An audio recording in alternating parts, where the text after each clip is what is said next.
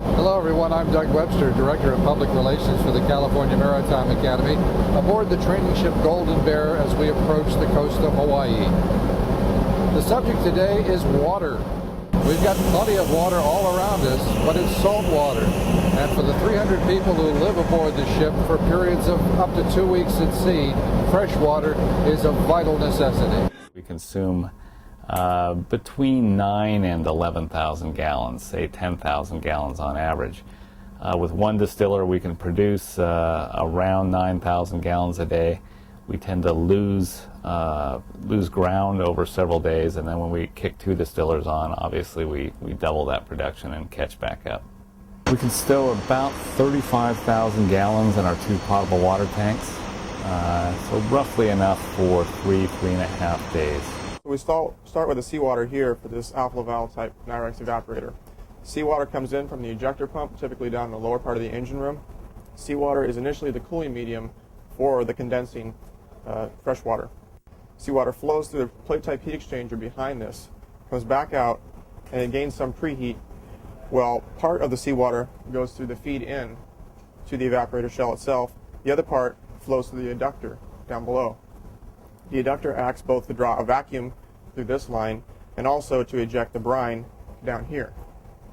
The brine and the air is then ejected overboard, and the shell itself is drawn into vacuum.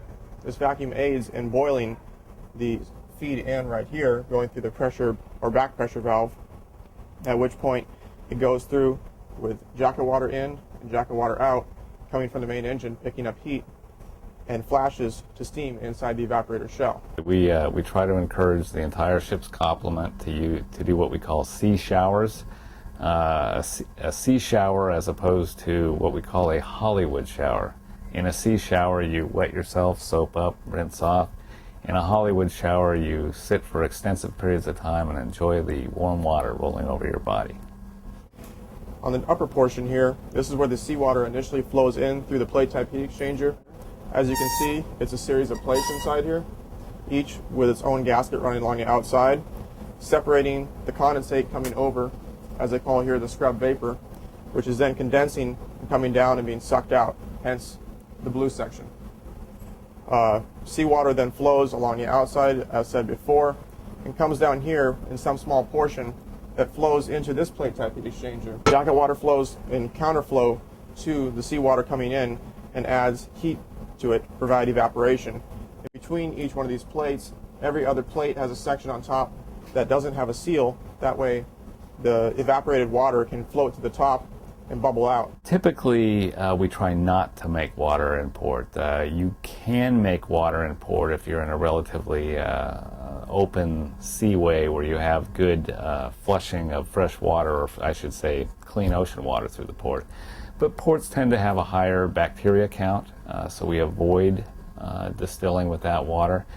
Because the storage capacity on the vessel is only about 35,000 gallons, we reduce the daily consumption down to about 8,000 gallons for our complement of 300 people by shutting down the laundries. It's really as simple as that. It's trying to stretch out a port stay without having to make water.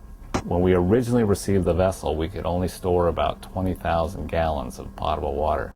We made some modifications to the potable water tankage in order to be able to stretch things out. And then we adapted our port stay philosophy based on how big we were able to make that potable water tankage.